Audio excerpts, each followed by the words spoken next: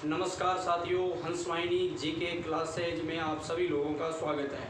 मैं रणवीर सिंह राठौड़ आप सभी लोगों को भारतीय इतिहास के बारे में कुछ महत्वपूर्ण जानकारियां देने वाला हूं। तो आप सभी लोग इस कक्षा को बड़े ही धैर्य से और अंत तक जरूर देखें साथियों, क्योंकि एक एक बिंदु हमारे लिए बहुत ही महत्वपूर्ण है। और एक मैं आप लोगों को बात बता देता हूं, अगर आप लोग इस कक्षा को पूरी देखते हो, अगर आपको बेहतर लगती है, अच्छी लगती है, तो आप इसके नीचे कमेंट बॉक्स में अपनी राय जरूर दे साथियों। बस इतना ही कहूँगा। उसके बाद साथियों हम अपने बिंदु को शुरू करते हैं। साथियों हम लोग पढ़ रहे थे एक हमारी एक सभ्यता कह सकते हैं हम लोग, वैदिक सभ्यता।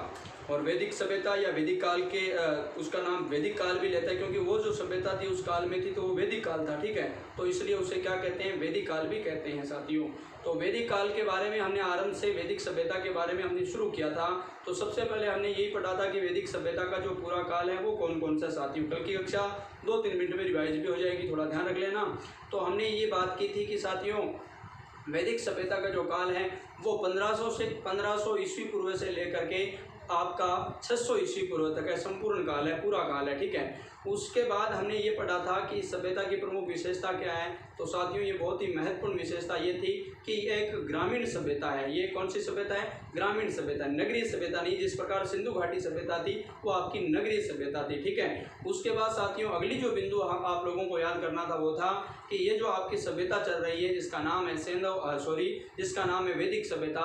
तो उस वैदिक सभ्यता में आप लोगों को क्या याद करना था, ये बात ध्यान रखनी थी कि इसके संस्थापक है वो कौन है, वो है साथियों आर्य। वो कौन है, आर्य है। और मैंने ये भी बताया था कि आर्यों का जो मूल स्थान है वो कौन सा है साथियों।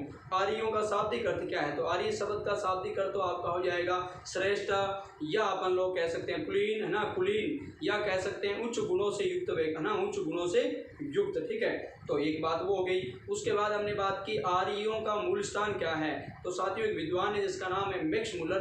तो मैक्स मुलर ये कहता है कि आर्यों का मूल स्थान है आपका कौन सा है, मध्य एशिया है। अलग अलग विद्वानों के द्वारा अलग अलग जो राय है वो दी जाती है, ठीक है। तो ये बात आप ध्यान रखना।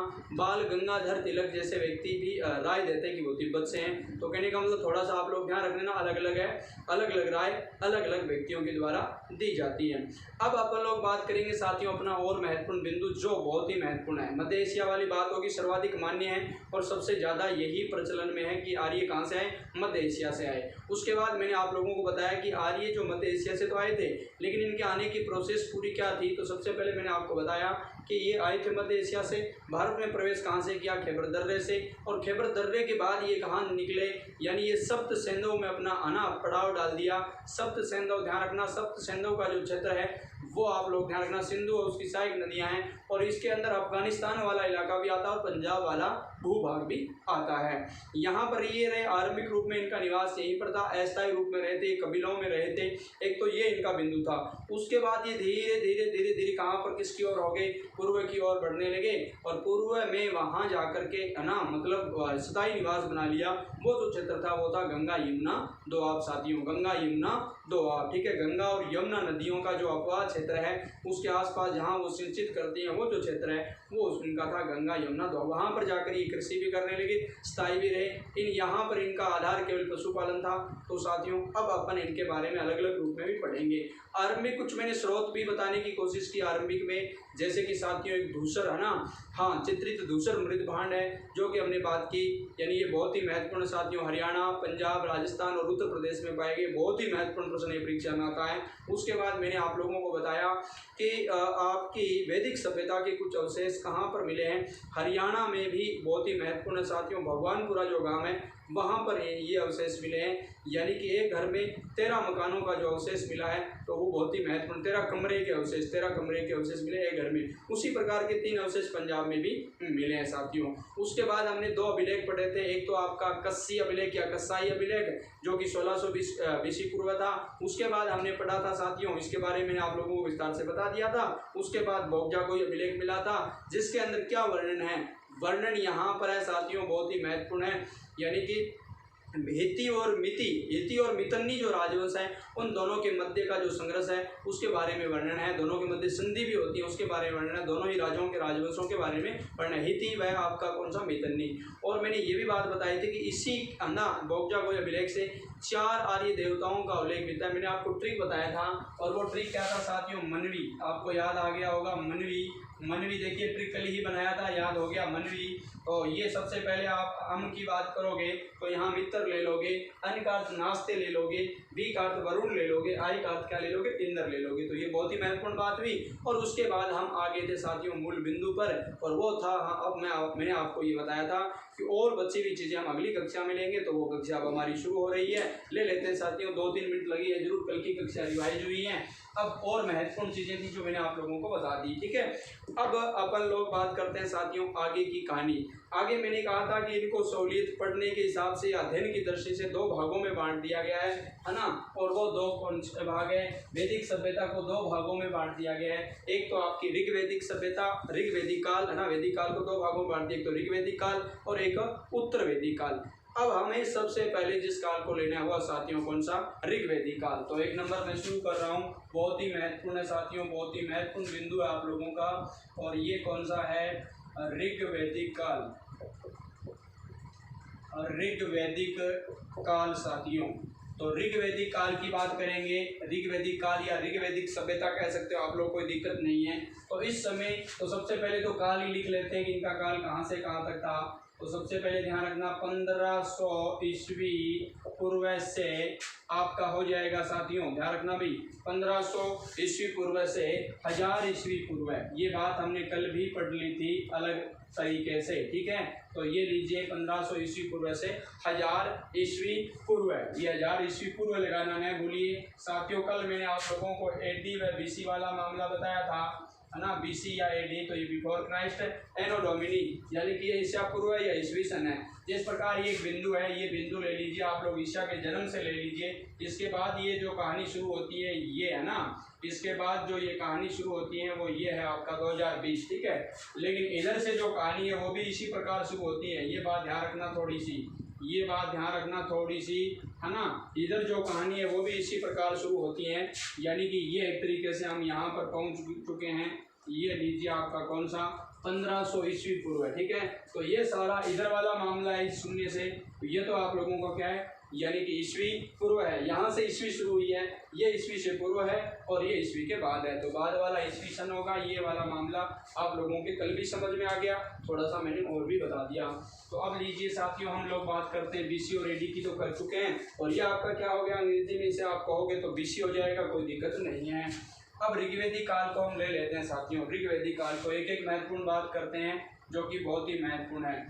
सबसे पहले ऋग्वैदिक काल में एक बात आप लोगों को पढ़नी होगी साथियों।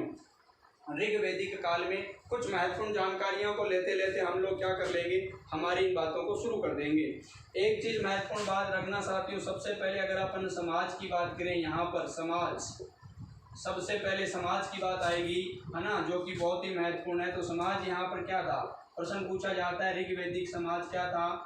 हाँ बिल्कुल साथियों, ध्यान रखना भाई, ऋग्वैदिक समाज क्या था, पितृसत्तात्मक था साथियों, बहुत ही महत्वपूर्ण है। पितृसत्तात्मक का मतलब हो गया, पितृसत्तात्मक का मतलब साथियों ये हुआ कि उस समाज के अंदर प्रधान कौन थे, पुरुष ही थे, ठीक है, ये बात ध्यान रखना। तो समाज पितृसत्तात्मक था, ये वाली बात एक तो आपको महत्वपूर्ण ध्यान रखनी है। दूसरी बात ये भी ध्यान रखना, इनका जो निवास था ना साथियों, निवास ये क्या था, अस्थायी था। क्या था साथियों, अस्थायी था। और इनका जो सामाजिक जो स्वरूप था ना साथियों, ये कबीला, है ना, कबीला के रूप में रहते थे, कबीले या कबीलाई, है ना, कबीला का आकार का इनका समाज था। तो ये ध्यान रखना, कबीले के रूप में रहते थे, कबीले के रूप में, छोटे छोटे फिर गांव बना लिए थे इन्होंने, है ना, हालांकि स्थायी तो नहीं थे, अस्थायी निवास ही इनका था। अगर मुख्य आप लोग व्यवसाय की बात करोगे तो यहाँ इनका मुख्य व्यवसाय क्या था साथियों, पशुपालन ही था। यहाँ मैं छोटे छोटे बिंदु आप लोगों को बता रहा हूँ, इनके बारे में थोड़ा आगे विस्तार से भी बताऊंगा। तो ये इनकी प्रमुख विशेषता आरंभ की इनका देख लेना, यानी मातृसत्तात्मक थी। एक बात मैं इनकी और बताऊंगा जो आप लोग लिख लेना क्षेत्र के हिसाब से, किसकी बात है, इनका जो क्षेत्र यानी कि कहाँ था आरंभ में, तो ये आरंभ में इनका जो क्षेत्र था साथियों सप्त सेंधव था भैया। क्या था? सप्त सेंधव था। ये लीजिए आरंभ में ये सप्त सेंधव में रहते थे, ठीक है। और सप्त सेंधव इनका क्षेत्र था, आरंभिक क्षेत्र था। मैंने आपको बताया खैबर दर्रे से प्रवेश किया, फिर सप्त सेंधव में ये अपने पशुपालन इत्यादि क्रियाएं करते थे। तो देखिए क्षेत्र की बात करेंगे सप्त सेंधव, और ये सप्त सेंधव वाला जो क्षेत्र है ना, ये कहाँ बताया जाता है, ये बात ध्यान रखना, अफगानिस्तान यानी अफगान हो गया आप लोगों का, थोड़ा सा ध्यान रख लेना, ये वाला भाग भी इसी में आता था। अफगान प्लस आपका हमारा यहाँ का पंजाब, ठीक है। पहले पंजाब तो दोनों एक ही होते थे, पाकिस्तान और कौन सा, भारत वाला। कभी यहाँ पाकिस्तान का कहीं नाम नहीं आया है ना, नहीं लिखा ना, क्यों नहीं लिखा, क्योंकि उसमें पाकिस्तान अस्तित्व में ही नहीं था, ठीक है। तो ये वाली बात है, अफगान और पंजाब वाला, ये तो दूसरा देश है, दूर है ना थोड़ा सा, हालांकि सीमा भी लगती है हमारी, लेकिन फिर भी आप लोग ध्यान रखना, अफगानिस्तान वाला और पंजाब वाला भूभाग है। पंजाब यानी वो पंजाब तो भारत का ही था, जो अभी पाकिस्तान में पाकिस्तान वाला पंजाब हो रहा है, ठीक है। तो ये थोड़ा ध्यान रखना, अफगान और पंजाब में इनका क्षेत्र था, ठीक है। बाद में गंगा यमुना दोआब की बात करेंगे तो वहाँ हम उत्तर प्रदेश की ओर चले जाएंगे, ठीक है। तो ये समाज पितृष्टात्मक था साथियों। तो क्या समाज पितृष्टात्मक होगा तो वहाँ महिलाओं की स्थिति दयनीय होगी, बुरी होगी, हो सकता है ऐसा हो, बहुत ज़्यादा अति हो तो, लेकिन यहाँ पर ऐसा नहीं था साथियों। यहाँ पर ध्यान रखना, समाज पितृष्टात्मक था, वो भी ठीक है। और परिवार में किस प्रकार रहते थे, ये संयुक्त परिवार प्रथा यहाँ थी भैया। परिवार कैसे थे, संयुक्त परिवार। एक एक बिंदु को आप बड़े ही सलीके से लिखना, ताकि आपके नोट्स दोबारा बनावे काम आए। इतना समय यहाँ मुझे दोगे आप लोग और फिर नोट्स बना ही लेना, दोबारा नहीं पढ़ना पड़ेगा। समाज पितृष्टात्मकता, संयुक्त परिवार मैंने आपको बताया। तो समाज पितृष्टात्मक होगा यानी पितृष्टात्मक होगा तो महिलाओं की स्थिति बुरी होगी, बिल्कुल यहाँ पर ऐसा नहीं था। महिलाओं की स्थिति देखिए बहुत ही महत्वपूर्ण है भैया, महिलाओं की स्थिति सम्मानजनक थी, स्थिति सम्मानजनक थी। अब प्रश्न ऐसे परीक्षाओं में आजकल आते हैं भैया, सम्मानजनक कैसे आएंगे, ऐसे आएंगे कि निम्न चार है ना, नीचे दिए गए कथनों में से असत्य कथन का चुनाव कीजिए। किससे संबंधित था, आपकी वैदिक सभ्यता से संबंधित। तो वहाँ प्रश्न एक तो दिया जाएगा, माना समाज पितृष्टात्मक था, दूसरी जगह महिलाओं की स्थिति दयनीय थी, और दो कोई और ऑप्शन आ जाएंगे, संयुक्त परिवार प्रथा था, और यहाँ लोग कबीले के रूप में रहते थे। तो हम क्या करेंगे, पितृष्टात्मक यहाँ पर हमारा बिंदु आ गया तो हम सोचेंगे पितृ प्रधान था तो महिलाओं की स्थिति दयनीय थी, तो ऐसा नहीं करना। ऋग वैदिक काल की बात कर रहे हैं साथियों, महिलाओं की स्थिति सम्मानजनक थी। तो सम्मानजनक कैसे थी, इसका क्या प्रमाण था, इसका प्रमाण है ना, प्रमाण ये था कि महिलाएं यहाँ पर क्या क्या कर सकती थी साथियों। महिलाओं को उपनयन का अधिकार था भैया, उपनयन संस्कार का अधिकार था, यानी कि उपनयन का मतलब सीधा समझ के शिक्षा का अधिकार था साथियों, यानी गुरु के समीप बैठकर शिक्षा प्राप्त करना। 16 संस्कारों की बात आप लोग करते हो, जानते भी हो साथियों। ये लीजिए, यानी उपनयन शिक्षा का अधिकार साथियों, ये लीजिए, इन्हें क्या था, शिक्षा का अधिकार था। दूसरी बात और भी ध्यान रख लेना साथियों, इनको यानी महिलाओं को और कौन सा अधिकार था, इनको अगर और अधिकार की बात करें ना साथियों, तो वो है इनको राजनीतिक, है ना, राजनीतिक या राजनीतिक सभाओं में भाग लेने का अधिकार था, भाग लेने की स्वतंत्रता। लो तो लो, नहीं लो तो नहीं लो, कोई जरूरी नहीं है, स्वतंत्रता, ठीक है। तो ये बात ध्यान रखना साथियों, यानी कि ये स्वतंत्रता थी इनको, चाहे ये राजनीतिक सभाओं में भाग ले सकती है या नहीं ले सकती है, ठीक है। तो यहाँ पर महिलाओं की स्थिति सम्मानजनक थी। और उपनयन शिक्षा है ना, उपनयन मतलब उपनयन संस्कार ये महिलाओं का भी होता था, तो इसका मतलब क्या हुआ, शिक्षा का अधिकार उनको था, गुरु के समीप बैठ करके ज्ञान लिया जा सकता था और ना खुद भी पढ़ाया जा सकता था। और राजनीति की बात हमने की है साथियों, तो मैंने कहा है कि राजनीतिक सभाओं में भाग लेने का इनको क्या था साथियों, अधिकार यानी स्वतंत्रता थी। इस वजह से आपको याद रखना है ऋग वैदिक काल की, ध्यान रखना भी साथियों, ऋग वैदिक काल की कुछ विदुषी महिलाओं का उल्लेख मिलता है कि यहाँ पर महिलाएं भी विद्वान हुआ करती थी। विद्वान शब्द तो आपका पुरुष का द्योतक हो गया, तो ये हो गया विदुषी। क्या शब्द आया, विदुषी महिलाएं। अब प्रश्न आता है कि निम्न में से ऋग्वेद की विदुषी महिलाएं हैं या नहीं है या कौन सी है। तो ध्यान रखना बहुत ही महत्वपूर्ण है, ठीक है। हाँ, बहुत ही महत्वपूर्ण है विदुषी महिलाएं। तो मैं आप लोगों को एक एक करके बता देता हूँ, आप शायद जानते भी होंगे। एक शब्द ले लिया सिकता, विश्ववारा, अपाला, या अपाला शब्द मिलता है, अपाला, विश्ववारा, विश्ववारा, लोपामुद्रा,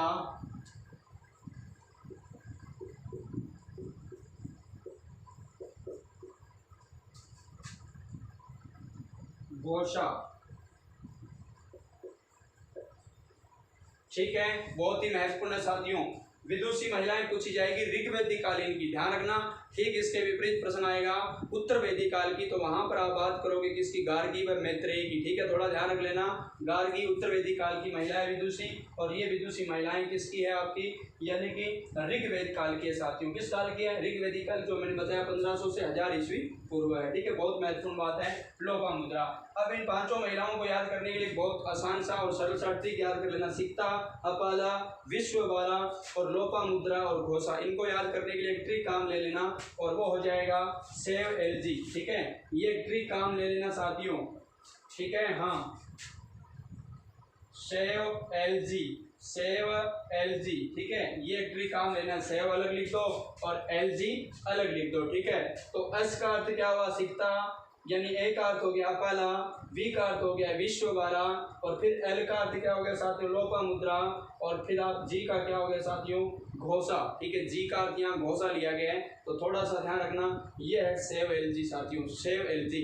जब भी पूछा जाए ऋग्वैदिक काल की महिलाएं कौन कौन सी है, फटाफट नाम आ जाने से दिमाग से save LG, save LG. S का अर्थ सिकता, ए का अर्थ क्या हो गया साथियों अपाला, वी का अर्थ विश्ववारा, फिर एलजी बचा, एल का अर्थ क्या लोपामुद्रा, और जी का अर्थ क्या हो गया, घोषा हो गया। मुझे लगता है आप लोगों को यहाँ तक की बात समझ में आ गई। मैं एक बार इस कहानी को रिवाइज करूँगा और कुछ और बात भी बताने वाला हूँ।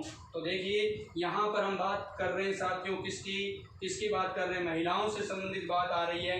तो 2-3 तथ्य मुझे और बताने हैं जो कि बहुत ही महत्वपूर्ण, आप धैर्य से सुन ले और आप लोगों को समझ में भी आ जाएगा।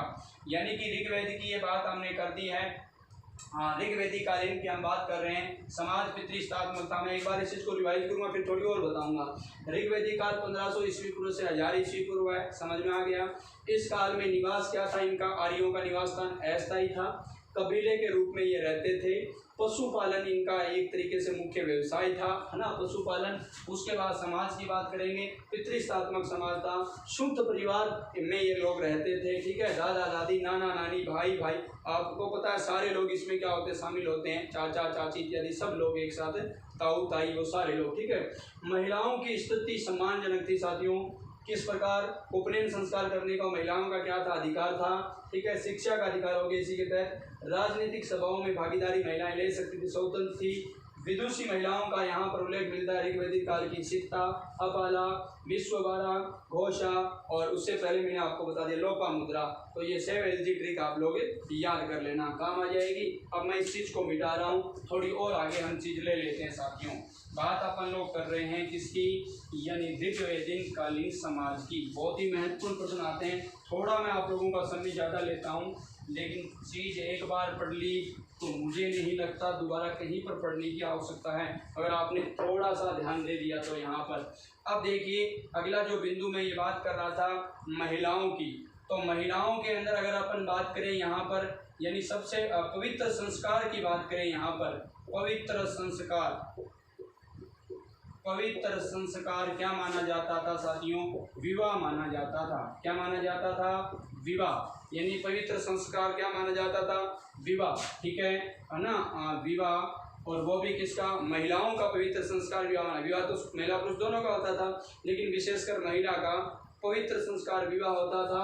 और ये ध्यान रखना साथियों, यानी कि कन्या का जो विवाह ना होता था, कन्या का विवाह, तो उसमें मंत्रोच्चार के साथ होता था, मंत्रोच्चार, ठीक है। ये बात ध्यान रखना, मंत्रोच्चार के साथ। आप लोग सुनते होंगे है ना, जब विवाह होता है तो वहाँ पर पंडित जी इस प्रकार की तुकबंदी करते हैं, स्वस्ति स्वाहा इंद्रो अस्ति अस्ति अस्ति, ऐसे करते हैं। हमें ऐसा लगता है कि ठीक है पंडित जी खूब सारे पढ़े हैं और हमें तो ये समझ में नहीं आता, वो संस्कृत पढ़े हैं, लेकिन बहुत महत्वपूर्ण बात कहते हैं आप लोग, पता है एक एक बात समझ सकते हो अगर आप थोड़ा सा धैर्य से सुनते हो तो, थोड़ा सा धैर्य से अगर आप लोग सुनते हो तो वहाँ पर आपको सारी बात धीरे धीरे समझ में आ जाती है, वहाँ तक भी समझ में आ जाती है जब है ना वो मतलब वचन होते हैं आप लोगों के, सातों वचन है ना, 7 फेरों के 7 वचन। कन्या कहती है पतिदेव जी आप ऐसा करो और ऐसा नहीं करोगे तो आप मैं ऐसा नहीं करूँगी, वाम भाग में नहीं आऊँगी, वो वाली बात, वो सारी बात आप जान गए होंगे। और फिर वो कहते हैं कि आप ऐसा करोगे तो ऐसा करोगे, तो बात कभी कर लेंगे बाद में, वचन वाली बात यहाँ है नहीं तो। लेकिन यहाँ ध्यान रखना पवित्र संस्कार विवाह कन्या मंत्रोच्चार के साथ होता था। मंत्रोच्चार का मतलब यानी पंडित जी का काम वहाँ पर जरूर पड़ता था, ठीक है। मंत्रोच्चार, बात समझ में आ गई क्या आप लोगों को? यहाँ तो मंत्रोच्चार हो गया। तो देखिए कन्या का विवाह। दूसरी बात ध्यान रखना भैया, यहाँ पर और क्या क्या प्रचलित था, महिलाओं से संबंधित बात बता रहा हूँ मैं, बहुत ही महत्वपूर्ण। देखो एक तो यहाँ पर विधवा विवाह प्रचलित था साथियों, विधवा विवाह, ठीक है। विधवा विवाह, नियोग प्रथा, बहुत ही महत्वपूर्ण है, बहुत ही महत्वपूर्ण, नियोग प्रथा, ठीक है। इन दोनों का क्या था साथियों? प्रचलन, ठीक है। और कन्या वर चुनने में स्वतंत्र थी साथियों, वर चुनने में स्वतंत्र थी,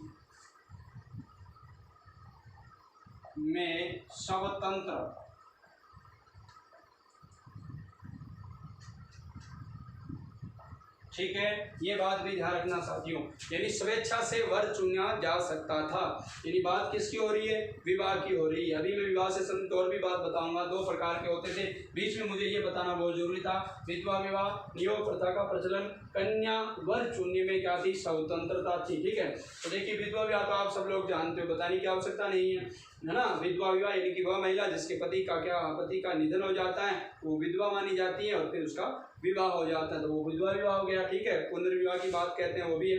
तो ये लीजिए नियोग प्रथा का प्रचलन, ये एक ऐसी प्रथा थी साथियों, ये मतलब एक ऐसी महिला जिसका पति है ना, जिसका पति यानी पुत्र उत्पन्न करने में क्या नहीं है, सक्षम नहीं है, तो फिर वह महिला किसी अन्य यानी कि अपने देवर के साथ या अन्य किसी निकट संबंधी के साथ जो उच्च गुणों से युक्त हो, उच्च कुल का हो, उस व्यक्ति के साथ संबंध स्थापित करके यानी कि पुत्र पैदा कर सकती थी, पुत्र को जन्म दे सकती थी। ये नियोग प्रथा थी साथियों। मनुस्मृति में इसका सबसे पहले उल्लेख मिलता है और नियोग प्रथा का उल्लेख महाभारत काल में भी है, रामायण में भी है साथियों। महाभारत काल में तो आप लोग इसका बड़ा प्रचलन रूप देखते हो। जैसे आप लोगों को पता है पांडव है ना, पांडव और विदुर और धृतराष्ट्र तीनों नियोग प्रथा से ही उत्पन्न हुए थे। उसके बाद तो खुद जो पांडव थे वो भी नियोग प्रथा से उत्पन्न हुए थे, आपको पता होगा, ठीक है। ये बहुत ही महत्वपूर्ण बात है जो मैंने आप लोगों को बताई है, ठीक है। तो ये वाली बात हो गई। कन्या को वर चुनने की क्या थी? स्वतंत्रता थी, यानी वरमाला कन्या खुद किसी के भी डाल सकती थी।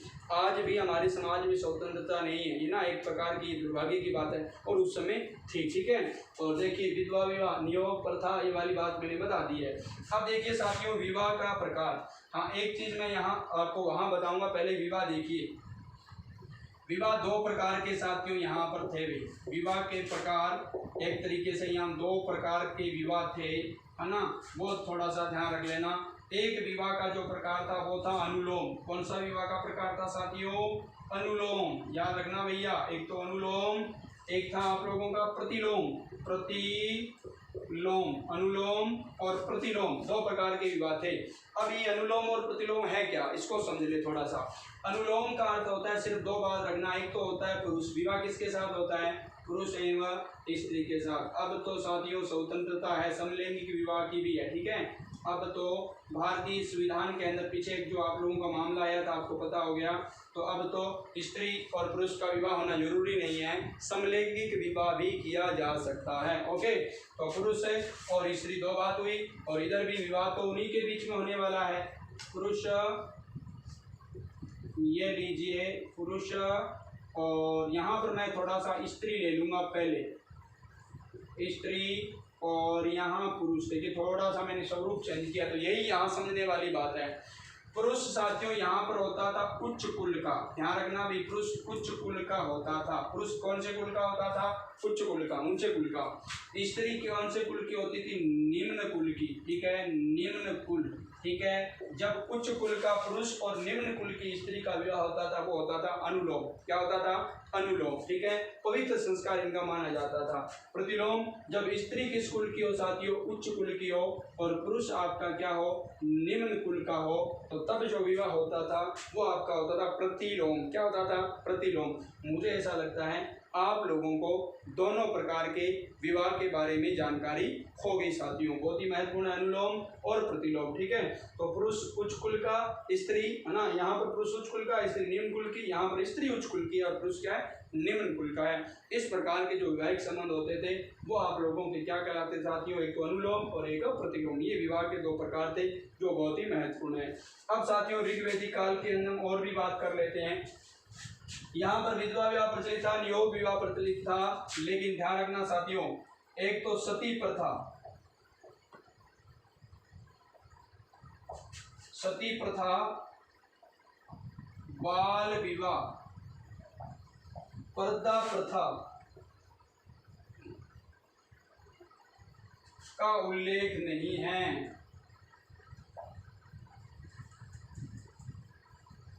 ठीक है, दो तीन बातें महत्वपूर्ण मैंने यहाँ पर बताई है। विशेषकर ये सती प्रथा का बिल्कुल भी उल्लेख नहीं है, बाल विवाह भी यहाँ नहीं होता था, पर्दा प्रथा का भी यहाँ उल्लेख नहीं मिलता है। ये ध्यान रखना, पर्दा प्रथा भी यहाँ पर नहीं थी, जो कि आज के समाज में भी कोई नहीं रखना चाहता, फिर भी एक प्रकार का मान, अभिमान और सम्मान बनी हुई है, ठीक है। तो आप थोड़ा सा ध्यान रख लेना, इतनी चीज़ें थी। तो मैं एक बार इस सारी चीज़ को पुनः है ना रिवाइज करूँगा। उससे पहले एक बहुत इंपॉर्टेंट बात बता देता हूँ जो मेरे दिमाग में आ रही है, वो ये है, लंबे समय तक ध्यान देना साथियों, विवाह की बात कर रहे हैं, विवाह कन्या का होता है और किसके साथ होता है आप जानते होंगे, ठीक है। तो देखिए बात ये ध्यान रखने, लंबे समय तक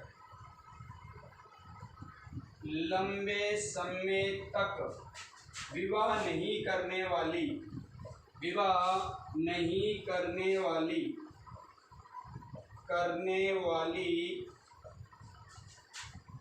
कन्या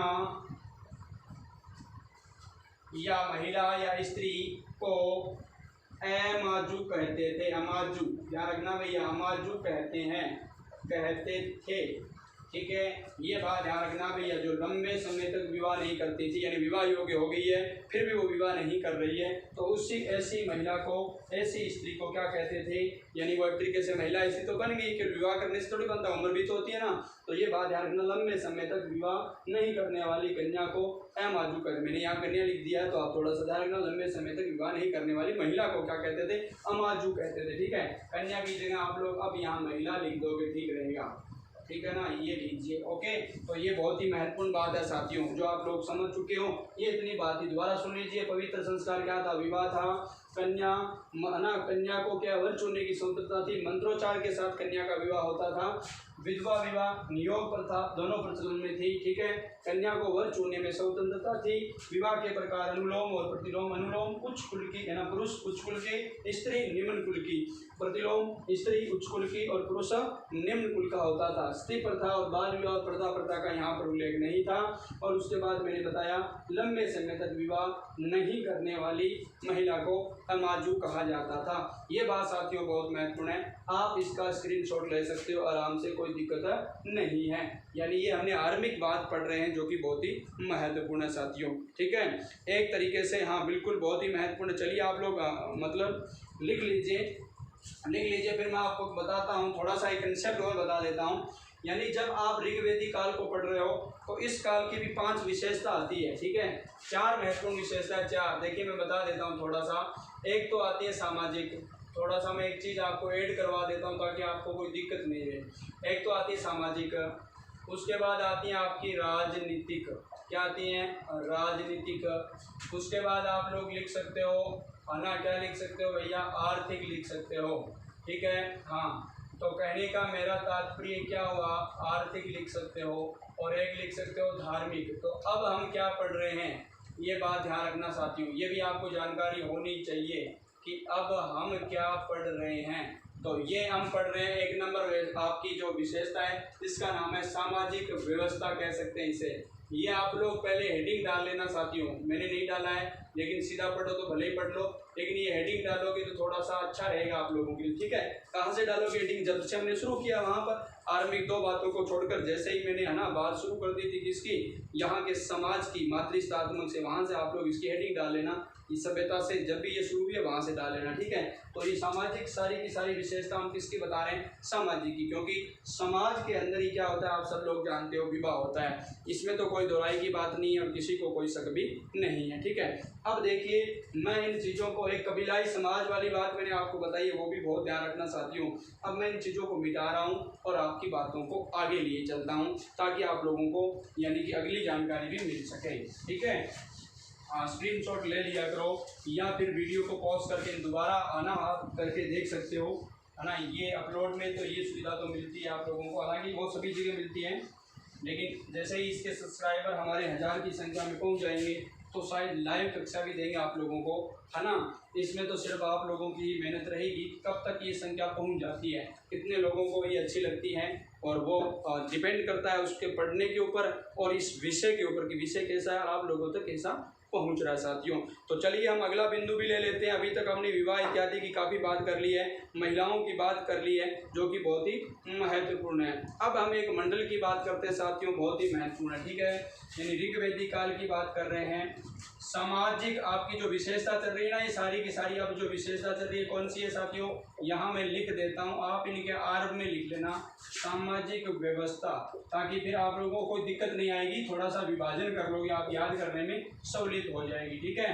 हाँ, सामाजिक व्यवस्था। और किसी भी प्रकार की कोई समस्या आती है प्लीज़ कमेंट जरूर करें, आप लोग सीधा देखकर मत जाएं, कमेंट जरूर करके जाएं ताकि मुझे पता चल सके कि आप लोगों ने इस कक्षा को देख लिया है। इससे क्या होता है साथियों, इससे क्या होता है, मनोबल बढ़ता है मेरा भी, अन्य विद्यार्थियों का भी जो देखते हैं, तो आप अपने साथियों के लिए भी और मेरे लिए भी ऐसा काम जरूर करोगे, कमेंट जरूर करना आप लोग। सामाजिक व्यवस्था की बात कर रहे हैं साथियों, तो ये हमारी चल रही थी, तो इसी के तहत अब है ना काफ़ी विशेषता हमने पढ़ ली है।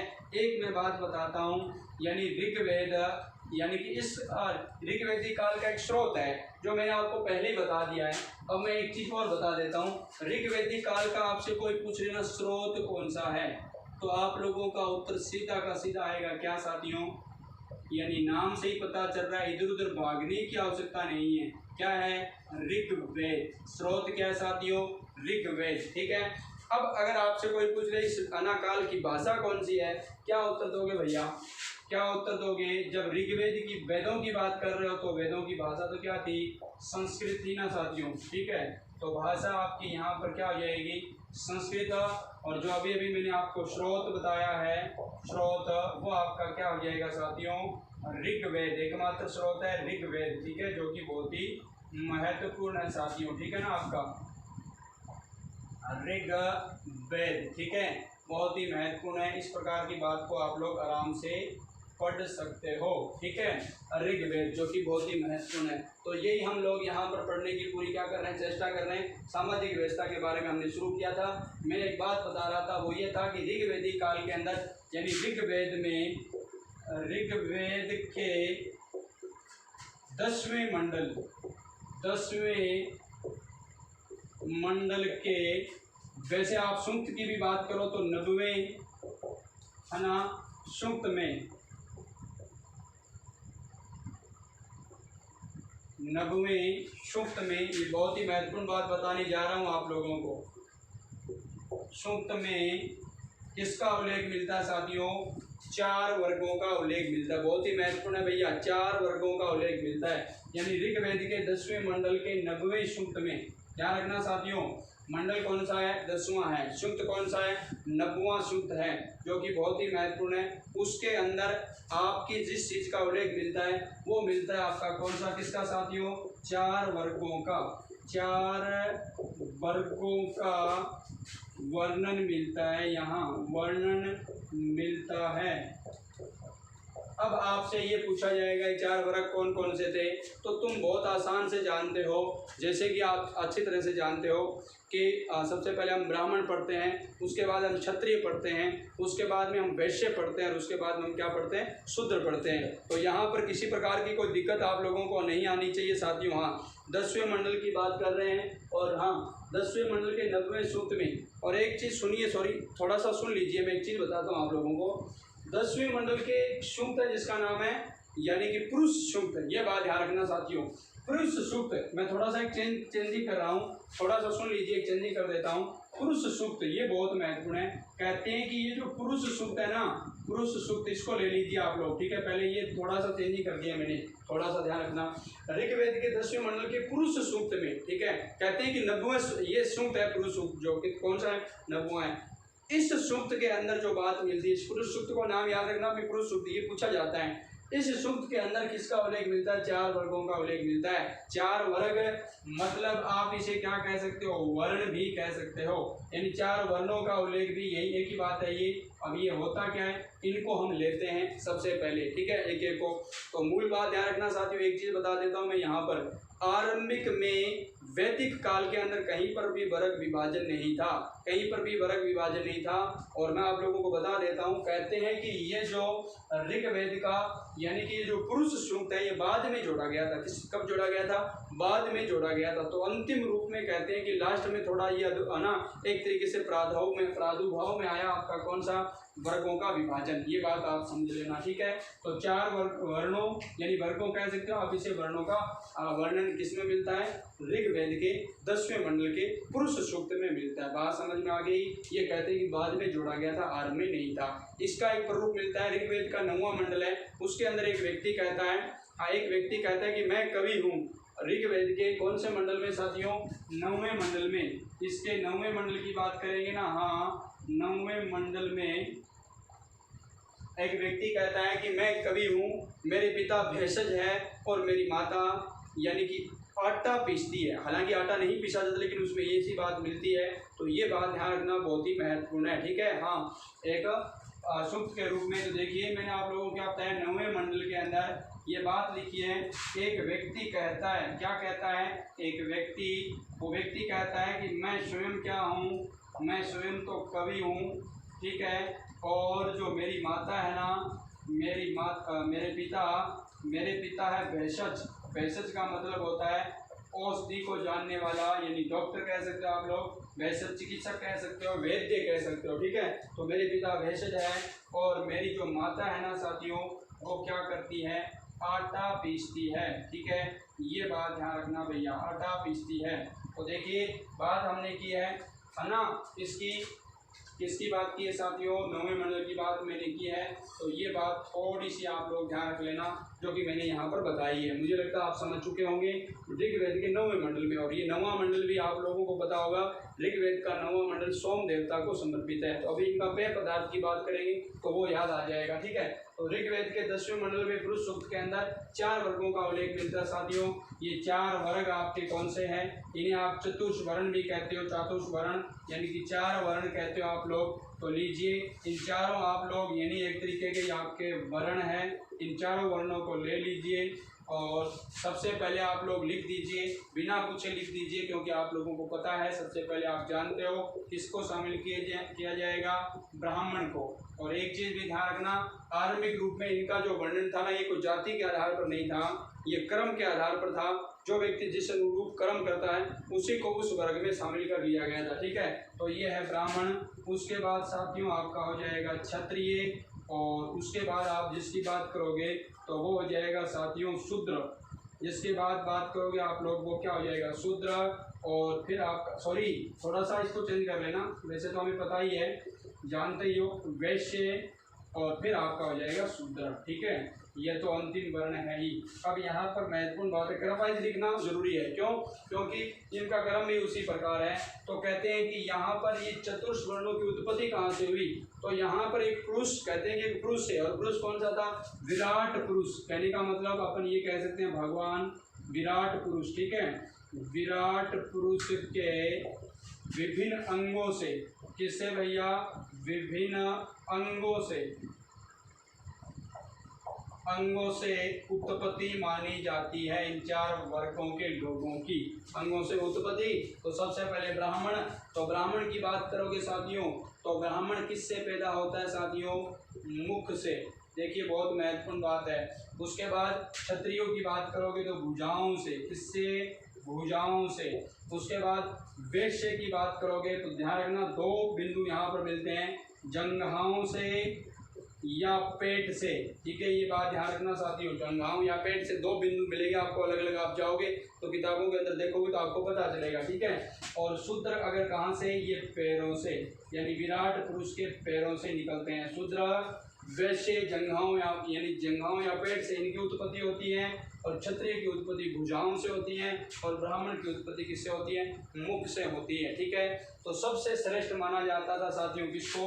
यानी ब्राह्मण को ही माना जाता था, और आज भी माना जाता है। इस बात को आप लोग ये मान सकते हो, क्योंकि पवित्र संस्कार इत्यादि करने का सबसे ज़्यादा हक इसी को था। अब मैं एक महत्वपूर्ण बात बता देता हूँ, यानी कि ब्राह्मण और आपका क्षत्रिय और वैश्य, इन तीनों को क्या उपनयन करने का अधिकार था? उपनयन का अधिकार। ठीक है, शायद आप लोगों को नीचे दिखाई नहीं दे रहा है। मैं इन तीनों की तीनों को मैंने इस रेखा से अंकित कर लिया है, और इन तीनों को किसका अधिकार था? उपनयन का अधिकार। और उपनयन का अधिकार का मतलब समझ गए क्या आप लोग? समझ आनी चाहिए आप लोगों को, याद आ जाना चाहिए। थोड़ी देर पहले मैंने बताया था, और वो था उपनयन करने का अधिकार का तात्पर्य हो गया साथियों, इन्हें शिक्षा प्राप्त का क्या था? अधिकार था, शिक्षा प्राप्त कर सकते थे। ठीक है, अब दोबारा सुन लीजिए, इनका थोड़ा थोड़ा क्रम बता देता हूँ। ब्राह्मण का क्रम कार्य था वेद पढ़ना और क्या करना साथियों? पढ़ाना। ब्राह्मण का कार्य था वेद पढ़ना और पढ़ाना, और आदि कुछ जो पुण्य कार्य होते हैं, धार्मिक कार्य होते हैं, उनको क्या करवाना? संपन्न करवाना।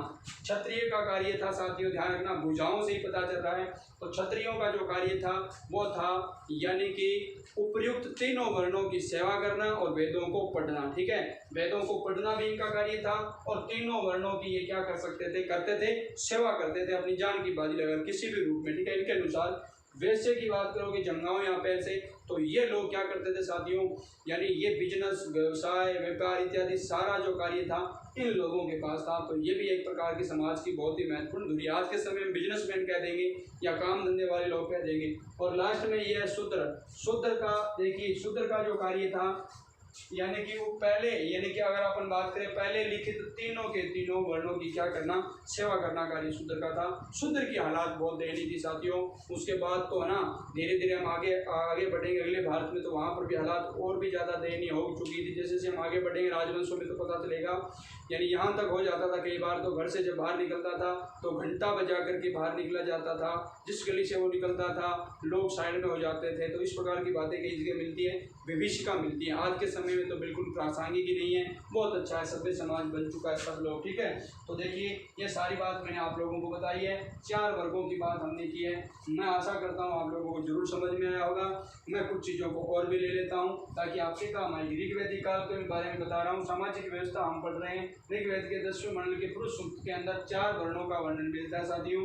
वर्ण इसके अनुसार विराट पुरुष के मुख से विराट पुरुष के विभिन्न भागों से यानी विभिन्न अंगों से यानी उत्पत्ति होती है इन 4 वर्गों की। ब्राह्मण मुख से, क्षत्रिय भुजाओं से, वैश्य जंघाएं या पेट से, और आपका ये शूद्र क्या हो गया साथियों?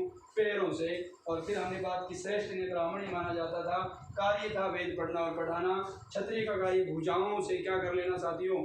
रक्षा करना, यानी शत्रुओं से रक्षा करना, विपर्जा की तीनों वर्णों की, खुद की तो करनी करनी। और वैसे जंघाओं, खुद की तो क्या है, जो सैनिक होता है वो खुद की तो क्या करेगा। ठीक है, तो वैसे की बात करोगे जंघाओं या पैर से उत्पत्ति, इनका कार्य था काम करना, जितना भी बिजनेस व्यवसाय इत्यादि वो था। और शूद्र का कार्य था इन तीनों वर्णों की सेवा करना। ये ध्यान रखना, यह था आप लोगों का वर्ण विभाजन। मैंने आपको कहा ये वेदों में नहीं लिखा था, आरंभ में ऋग्वेद में नहीं था, लेकिन बाद में एक सूक्त जोड़ दिया गया, कहते हैं कि बाद में जोड़ा गया। इस सूक्त के अंदर इसका वर्णन किया गया जिसका नाम है भृंश सूक्त है। उधर वाली बात मैंने भाषा की बताई, संस्कृत है, और मुख्य स्रोत क्या साथियों? वेद है। तो यहाँ तक की बात तो आप लोग सामाजिक व्यवस्था के तहत पढ़ रहे हो, वो आप लोगों को समझ में आ गई होगी। ऐसा मुझको यानी अनुभव हो रहा है कि जरूर आप लोगों को समझ में आ रही होगी। भाषा की बात हमने की थी, वो आपने कर ली। और इधर मैंने बताया 9वें मंडल के एक व्यक्ति स्वयं क्या कहता है, इस बात का खंडन करता है कि समाज केवल इसके अनुसार ही नहीं चलता था, इसके अनुसार नहीं चलता था। देखो 10वें मंडल की बात है वो तो, और ये 9वें के पहले की है, तो ये इस बात को प्रमाणित करता है कि समाज केवल वर्ग विभाजन में नहीं था, कोई कुछ भी कर सकता था ना। तो एक व्यक्ति खुद कहता है मैं कवि हूँ, और फिर वो कहता है कि नहीं मेरे पिता तो भेषज है, भेषज का मतलब चिकित्सक है, और उसके बाद ये कह रहा है कि माता मेरी आटा पीसती, इसका मतलब स्वतंत्र थी, व्यक्ति को कर्म चुनने की क्या थी, स्वतंत्रता थी। ये इस बात से क्या मिलता है, प्रमाणित होता है साथियों, ये जो कि बहुत ही महत्वपूर्ण बात है। यानी हम लोग क्या पढ़ रहे हैं, ये बात आप लोगों को पता होना चाहिए। हम लोग वैदिक सभ्यता पढ़ रहे हैं, वैदिक सभ्यता का हम पहला पार्ट पढ़ रहे हैं जिसका नाम है ऋग्वेद काल। 1000 है ना, अपनी 15 ईस्वी से 1500 ईस्वी पूर्व से 1000 ईस्वी पूर्व के इस काल को हम पढ़ रहे हैं। अब मैं एक चीज़ और महत्वपूर्ण बता देता हूँ साथियों, जो कि और क्या है, वो ये है कि यहाँ पर एक महत्वपूर्ण बात और याद रखनी है आप लोगों को। दस्यु शब्द का उल्लेख मिलता है साथियों, तो दस्यु, और एक शब्द आप लोगों को यहाँ पर और मिलेगा गाय। ठीक है, हालांकि आर्थिक आधार की बात मैं करूँगा, लेकिन यहाँ जो महत्वपूर्ण बातें वो मैं आप लोगों को बता देता हूँ। एक है ना, ये कर्मण्य थे, एक कर्म मूलक समाज यहाँ पर था, कर्म मूलक यानी जो कर्म करते थे उसके अनुसार था, तो ये भी बात आप याद रखना। और एक और विशेषता आप लोगों को यहाँ की मिलेगी, यानी कि दस्यु, गाय, कर्म मूलक। एक मैंने वहाँ पर बता दिया, मंडल की बात करेंगे है ना। हाँ, इनका पेय पदार्थ, देखिए कुछ छोटी छोटी विशेषताएं मैं आप लोगों को बता रहा हूँ। पेय पदार्थ, ठीक है, जो कि बहुत ही महत्वपूर्ण है, वो भी हमें देखना पड़ेगा। तो देखिए दस्यु क्या था, दस्यु एक ऐसी जनजाति थी जिसे क्या मानते थे, जो आर्य नहीं थे, असभ्य लोग थे, है ना। यह इनको क्या मानते थे, असभ्य मानते थे। ठीक है, यानी कि अनार्य मानते थे इसको, आर्य नहीं थे तो वो क्या हो गए, अनार्य हो गए। ठीक है, ये इनको मानते थे। और इस दस्युओं से आर्यों का क्या होता रहता था, झगड़ा।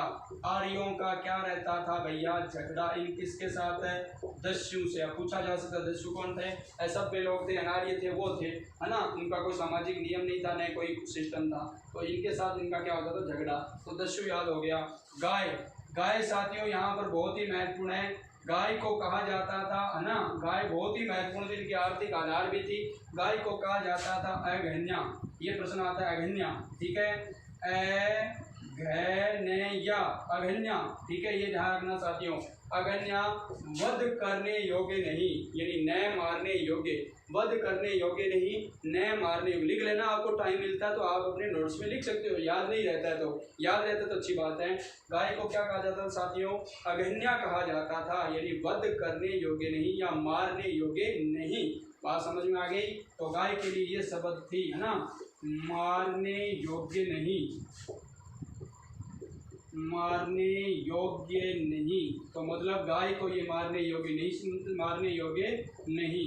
तो साथियों ध्यान रखना, गाय के दूध की, देखो ऋग्वेद के अंदर इस प्रकार की बात का उल्लेख मिलता है कि यहाँ पर खीर बनाने का उल्लेख मिलता है, दूध से मक्खन बनाने का उल्लेख भी मिलता है। और एक जौ से युक्त, ध्यान रखना मैं अच्छी अलग अलग चीज़ें बता रहा हूँ, सारी चीज़ें लिखाई नहीं जा सकती, आप लिख सकते हो, ठीक, स्वतंत्र हो। एक साथ साथ में साथियों जौ और दूध से एक मिठाई भी बनाई जाती थी, है ना, जिसका नाम शायद करंस, इस प्रकार का एक नाम होता था, वो भी बहुत ही महत्वपूर्ण है। ठीक है, जो मैंने आप लोगों को बताया है। कर्म मूलक समाज, आपको केवल याद रखना है, कर्म मूलक यानी कर्म इनके मूल में था, जो व्यक्ति जैसा कर्म करता था उसी के रूप में वो कर सकता था, स्वतंत्र था, ये भी मैंने बताया। पेय पदार्थ साथियों, इनका जो पेय पदार्थ था वो कौन सा था, सोम पेय पदार्थ था। कौन सा पदार्थ था, सोम। इसी के साथ मैं आप लोगों को बता सकता हूँ ऋग्वेद की अगर अपन बात करेंगे साथियों, ऋग्वेद की, तो इसका जो 9वां मंडल है, 9वां मंडल ऋग्वेद का 9वां मंडल सोम देवता को समर्पित है, सोम देवता को समर्पित।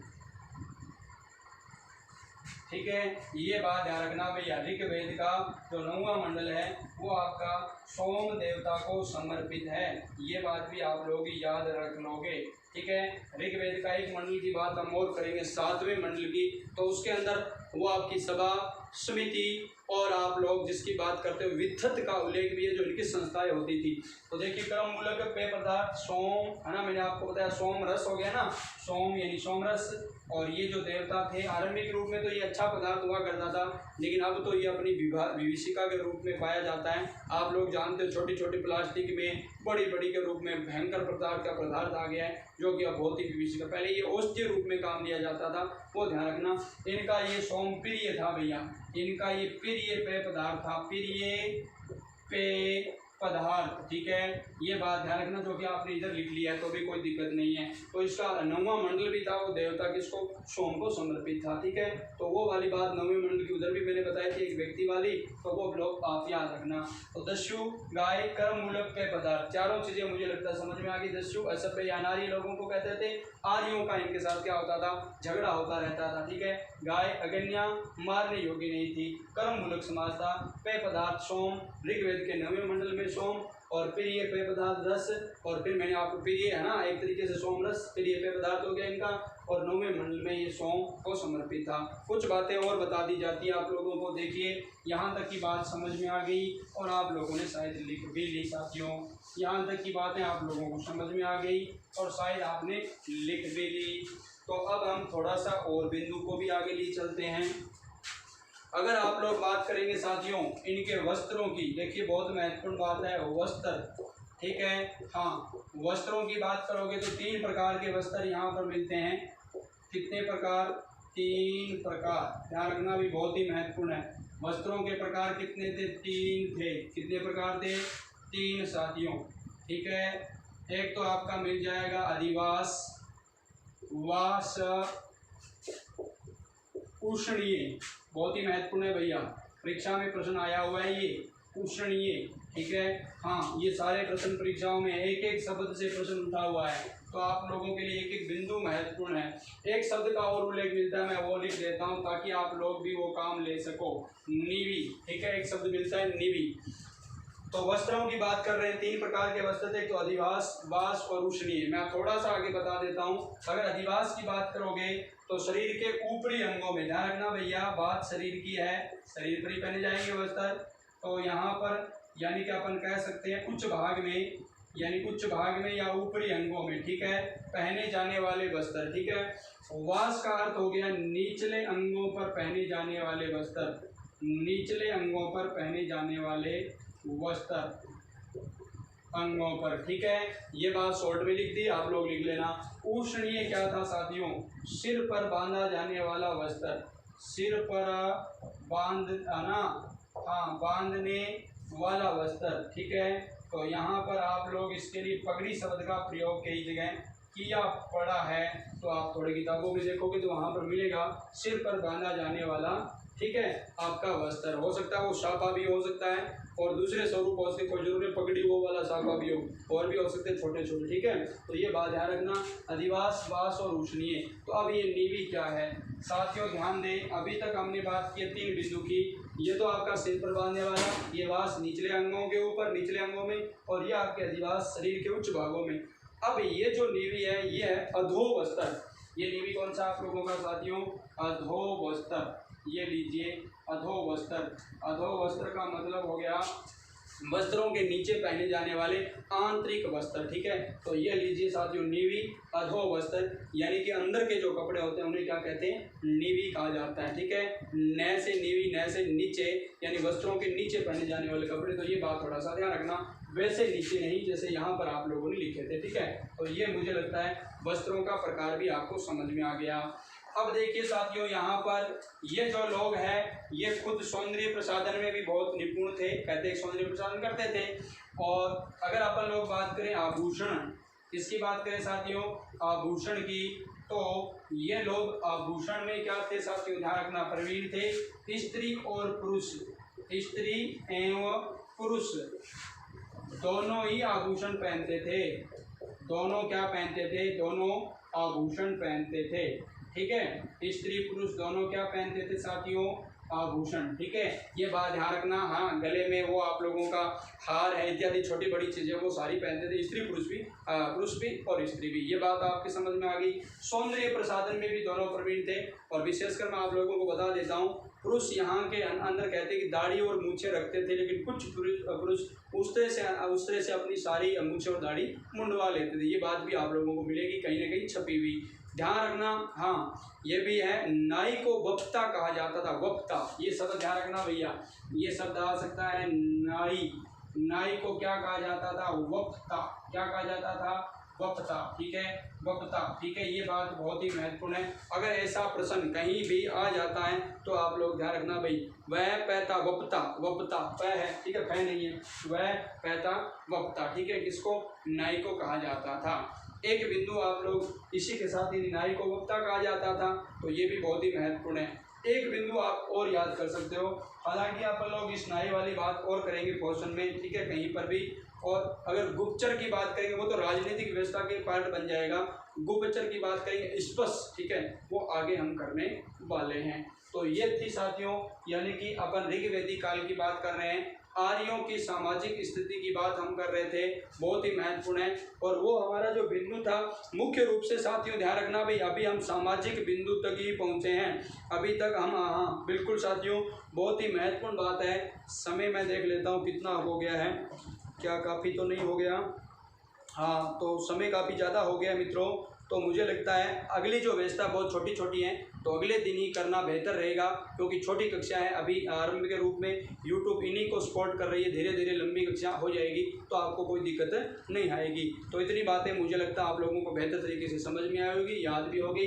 मैं एक बार रिवाइज करना नहीं भूलूंगा, क्योंकि रिवाइज बहुत महत्वपूर्ण है। ऋग्वेदिक काल 1500 ईस्वी पूर्व से आना कितनी 1000 ईस्वी पूर्व है। वस्त्र 3 प्रकार के, अधिवास, वास और उष्णीय। शरीर उच्च भाग मैंने बताया, निचला भाग है ना, निचले यानी अंगों पर ये वास, और उष्णीय आप लोगों के आगे सिर पर बांधा जाने वाला, और आभूषण स्त्री एवं पुरुष दोनों के आभूषण, और नाई वक्ता। ठीक है, अब देखिए एक बात और मैं बता ही देता हूँ, फिर छूट सकती है वो बात। अगर आप लोग बात करोगे साथियों यहाँ पर, यानी कि इन लोगों का मनोरंजन किस प्रकार होता था, ये बात थोड़ा सा ध्यान रख लेना।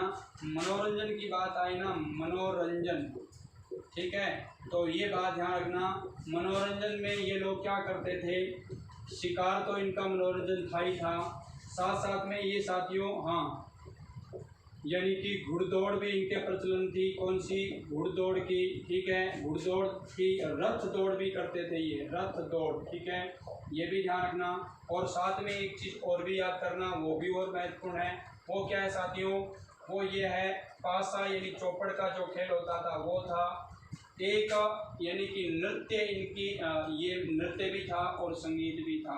ठीक है, ये इनके मनोरंजन के क्या थे साथियों? साधन थे। शिकार भी करते थे, घुड़दौड़ और रथ दौड़, चौपड़ और नृत्य, संगीत इत्यादि। आप लोग आजकल है ना, बट आजकल वो नेट में बहुत सारे गेम वगैरह दौड़ाते हैं ना, ट्रक इत्यादि बहुत सारी चीज़ें होती है। ठीक है, तो ये लीजिए है ना, हाँ, पबजी कबजी इत्यादि चल रही है, वो लोग आप जानते होंगे। तो ये मनोरंजन के साधन थे साथियों।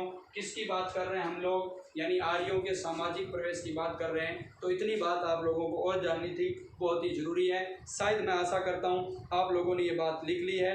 अब हम साथियों आगे बढ़ेंगे, जैसे जैसे भी कुछ और महत्वपूर्ण बात करेंगे। समाज की भी बात हम करने वाले, 3 भागों के अंदर वो बढ़ता है ना, उसकी भी बात करेंगे। पुरोहित, योद्धा और ग्रामीण, है ना, ग्रामीण जो लोग हैं उनके लिए भी आता है। तो ये बात अपन सैनिक के लिए, ये बात भी हम करने वाले हैं। अगले अध्याय में हम ना थोड़ा और संक्षिप्त तरीके से निपटाएंगे, बेहतर तरीके से करेंगे। आप लोग लगातार बने रहे साथियों। ये कक्षा कैसी लगी हंसवाहिनी जीके क्लासेज की? अगर आपको बेहतर लगी है तो आप नीचे कमेंट में जरूर इस प्रकार का रिस्पॉन्स देना। और हमारा जो नया चैनल है, आप इसके लिए क्या कर सकते हो? अपना योगदान भी इसके लिए देना साथियों। अब मैं आप लोगों से इजाज़त चाहूँगा। सभी साथियों को धन्यवाद, आपने अब तक इस कक्षा को देखा, बहुत बहुत धन्यवाद। और अब सभी लोगों को एक बार पुनः यानी जय श्री राम, जय माता दी की साथियों, राम राम साहब, जय हिंद, जय भारत, वंदे मातरम, जय हिंद की सेना साथियों।